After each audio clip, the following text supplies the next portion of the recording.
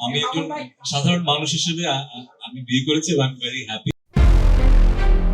মাত্র ৬ মাসও টিকল না বহুল আলোচিত জুটি তাহসান আর রোজার সংসার। ২০২৪ সালের ৪ জানুয়ারি বিয়ের পিঁড়িতে বসা এই দম্পতি গত বছরের জুলাই মাস থেকে আলাদা। বিচ্ছেদের খবর ছড়াতেই যখন পুরো দেশ মেকআপ আর্টিস্ট রোজার চরিত্র বিশ্লেষণে ব্যস্ত, ঠিক তখনই সাংবাদিক মিলি সুলতানা এমন এক গোপন বোমা ফাটালেন যাতে তথাকথিত জেন্টলম্যান তাহসানের ইমেজে বড়সড় ফাটল ধরেছে। এখন প্রশ্ন উঠছে, তাহসানকে সত্যি দুধে ধোয়া তুলসী পাতা, নাকি এর পেছনে আছে ডাবল টাইমিংয়ের কোনো নোংরা খেলা? আর এই সমস্ত জিনিসের খোলাসা করতে এই সাজানো হয়েছে আজকের আমাদের এই বিশেষ প্রতিবেদন। বাংলাদেশের শোবিজ জগতে তাহসান খান সব সময়ই অন্যরকম নাম। শান্তশিষ্ট স্বভাবের, ভদ্র আচরণের জন্য তাকে সবাই জেন্টলম্যান হিসেবেই চেনে। কিন্তু পর্দার এই জেন্টলম্যান ইমেজের আড়ালে যে অন্য এক তাহসান লুকিয়ে আছেন, তা হয়তো এতদিন কারো জানা ছিল না।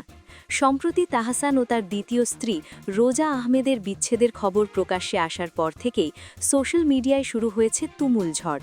তবে আশ্চর্যের বিষয় হলো, এই ঝড়ের কবলে পড়ে সবাই একতরফাভাবে রোজাকে দায়ী করে যাচ্ছে।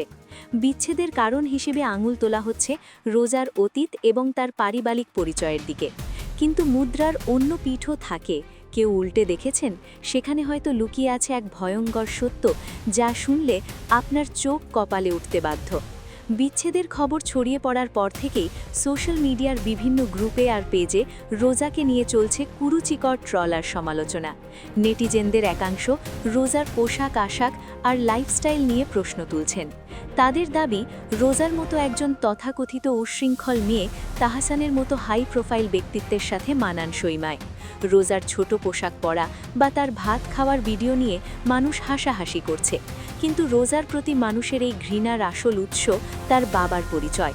অনেকেই হয়তো জানেন না যে রোজা আহমেদ হলেন ৯০ দশকের ঢাকার আন্ডারওয়ার্ল্ডের ত্রাস এবং শীর্ষ সন্ত্রাসী লিয়াকত হোসেন পানামা বা কুখ্যাত পানামার মেয়ে। বাবার পরিচয়ের কারণে রোজাকে কাঠগড়ায় দাঁড় করাতে মানুষ দুবারও ভাবছে না, যেন বাবার অপরাধের দায় মেয়েদের ঘাড়ে চাপিয়ে দেওয়াটাই সমাজের নিয়ম হয়ে দাঁড়িয়েছে। রোজার চরিত্র হননের এখানেই শেষ নয়। ২০২৪ সালের ৪ জানুয়ারি যখন তাহসান আর রোজার বিয়ের খবর প্রথম সামনে আসে, ঠিক তখনই রোজার প্রাক্তন প্রেমিক ফায়েজ বেলাল সোশ্যাল মিডিয়ায় এক বিস্ফোরক ভিডিও প্রকাশ করেন। সেই ভিডিওতে ফায়েজ দাবি করেছিলেন যে তাহসানের সাথে বিয়ের ঠিক আগের মুহূর্তেও রোজার সাথে তার সম্পর্ক ছিল। ফায়েজ বেলালের সেই ভাইরাল ভিডিও এবং রোজার বাবার সন্ত্রাসী পরিচয় মিলিয়ে সাধারণ মানুষ ধরেই নিয়েছে যে এই বিচ্ছেদের জন্য একমাত্র দায়ী রোজা। মানুষ ভাবছে রোজার মতো মেয়ের সাথে তাহসানের সংসার না টাকাটাই স্বাভাবিক, কিন্তু এই সহজ সমীকরণের আড়ালে যে এক গভীর ষড়যন্ত্র আর প্রতারণার গল্প লুকিয়ে আছে, তা সামনে এনেছেন সাংবাদিক ও অনলাইন অ্যাক্টিভিস্ট মিলি সুলতানা। মিলি সুলতানার সাম্প্রতিক এক ভাইরাল পোস্ট পুরো ঘটনার মোড় ঘুরিয়ে দিয়েছে। তিনি সরাসরি অভিযোগের আঙুল তুলেছেন তাহসানের দিকে। তার দাবি, তাহসানের এই সাধু সাজার বিষয়টি পুরোটাই একটা ভান। মিলি সুলতানা তার পোস্টে এমন কিছু চাঞ্চল্যকর তথ্য দিয়েছেন যা শুনলে তাহসানের অন্ধ ভক্তরাও চমকে উঠবেন। মিলি সুলতানার ভাষ্যমতে, তাহসান রোজাকে বিয়ে করার আগে ঢাকার এক অত্যন্ত সম্ভ্রান্ত পরিবারের তরুণীর সাথে গভীর প্রেমে লিপ্ত ছিলেন। সেই মেয়েটি ছিল সমাজের উঁচু তলার এবং বেশ ধনী পরিবারের সন্তান।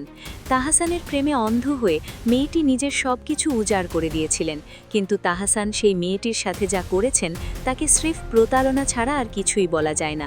সাংবাদিক মিহির তথ্য অনুযায়ী তাহসান অত্যন্ত সুকৌশলে এবং ক্যালকুলেটিভভাবে সেই তরুণীকে ব্যবহার করেছিলেন। তাহসান নিজের মেয়ে আয়রা তেহরিম খানের দেখাশোনার জন্য বা সোজা কথায় বেবি সিটার হিসেবে ওই তরুণীকে কাজে লাগিয়েছিলেন। দিনের পর দিন তাহসান তার মেয়েকে প্রেমিকার বাসায় রেখে নিজের প্রফেশনাল কাজ বা কনসার্ট নিয়ে ব্যস্ত থাকতেন। প্রেমিকাও সরল মনে ভাবতেন যে তাহসানের মেয়ের সাথে ভালো সম্পর্ক গড়ে তোলাটা হয়তো তাদের ভবিষ্যতের সংসারের জন্য জরুরি, তাই তিনি হাসি মুখেই আয়রার দেখাশোনা করতেন। তাহসান ওই তরুণীকে কথা দিয়েছিলেন যে তিনি তাকে বিয়ে করবেন এবং তাদের একটি সুন্দর সংসার হবে, কিন্তু এই প্রতিশ্রুতির আড়ালে যে তাহসান অন্য এক খেলা খেলছিলেন তা মেয়েটি ঘুণাক্ষরে অক্ষরেও মুছতে পারেননি।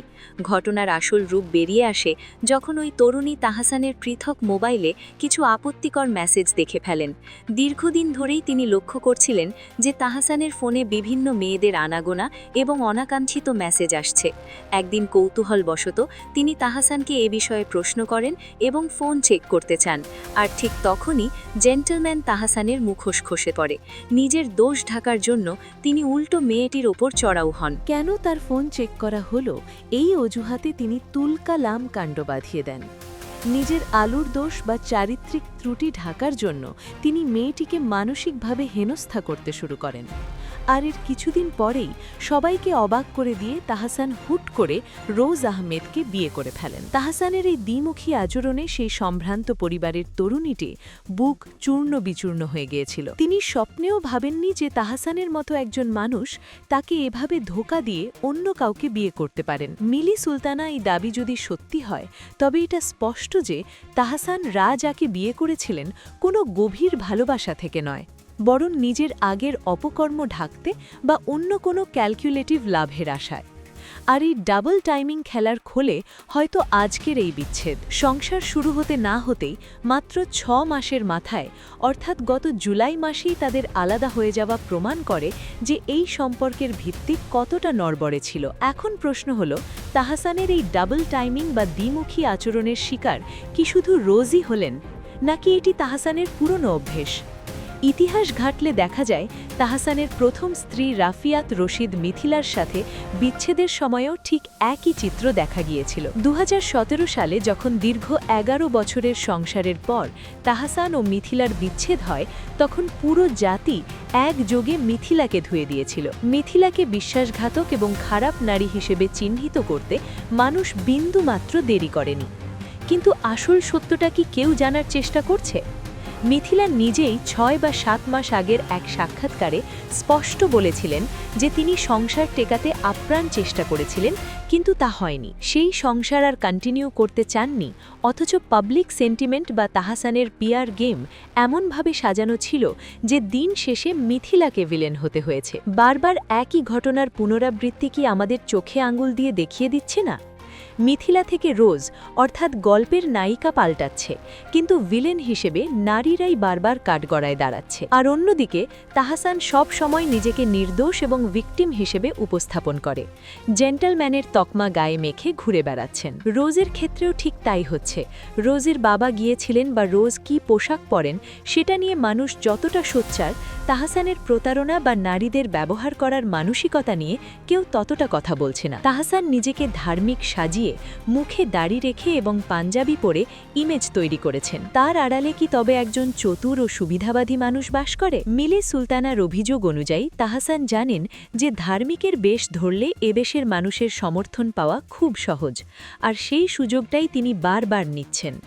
তাহসানের এই জেন্টলম্যান ইমেজের কারণেই তার সব দোষ ঢাকা পড়ে যায়। তিনি যখন কোনো নারীর সাথে সম্পর্ক গড়ে তোলেন, তখন নিজের লাভ ক্ষতির হিসেব কষে এগোন, আর যখন প্রয়োজন শেষ হয়ে যায় তখন খুব সহজেই সেই নারীকে ছুঁড়ে ফেলে দিয়ে নিজেকে সাধু সাজান। রোজের সাথে বিচ্ছেদের আসল কারণ হয়তো রোজের অযোগ্যতা তা নয়, বরং তাহসানের এই অস্থির ও সুবিধাবাদী মানসিকতা হতে পারে। রোজ তাহসানের এই ডাবল টাইমিং বা অন্য নারীদের সাথে সম্পর্কের বিষয়টি মেনে নিতে না পারলে সরে এসেছেন, অথবা তাহসান নিজেই রোজকে ব্যবহার করে এখন নতুন কোনো টার্গেটের দিকে ঝুঁকছেন। আজ যারা রোজ আর বাবার অতীত টেনে এনে তাকে অপমান করেছেন, তারা হয়তো ভুলে যাচ্ছেন যে একজন সন্তানের পরিচয় তার বাবার কর্ম দিয়ে নির্ধারিত হয় না। রোজ একজন প্রফেশনাল মেকআপ আর্টিস্ট এবং তিনি নিজের যোগ্যতায় লন্ডন ও আমেরিকায় কাজ করছেন। অন্যদিকে বিচ্ছেদের কারণ হিসেবে রোজের প্রাক্তন প্রেমিক ফায়েজ বেলালের বিষয়টিকেও অনেকে বড় করে দেখছেন। কিন্তু ফায়েজ বেলাল যখন অভিযোগ করেছিলেন, তখন তাহসান কেন চুপ ছিলেন? কেন তিনি তখন রোজের কাছে দাঁড়াননি? এখন বিচ্ছেদের পর সেই পুরনো কাসুন্দি ঘেটে রোজাকে দোষী সাব্যস্ত করা হচ্ছে, অথচ তাহসান নিজেই বিয়ের আগে ও পরে অন্য সম্পর্কের সাথে জড়িত ছিলেন। সেই অভিযোগের কোনো তদন্ত করছে না। মিলি সুলতানা পোস্টটি আমাদের সেই অন্ধকার দিকটিতে আলো ফেলেছে। পরিশেষে এক কথা না বললেই নয়, তাহসান ও রোজের এই বিচ্ছেদ আমাদের সমাজের পুরুষতান্ত্রিক মানসিকতা এবং তারকাদের অন্ধভক্তির এক নগ্ন রূপ প্রকাশ করে দিয়েছে। আমরা খুব সহজেই নারীর পোশাক বা বংশপরিচয় দেখে তাকে বিচার করে ফেলি, কিন্তু সুরেশ্বরী পুরুষের আড়ালে থাকা শয়তানি মনটাকে চিনতে ভুল করি।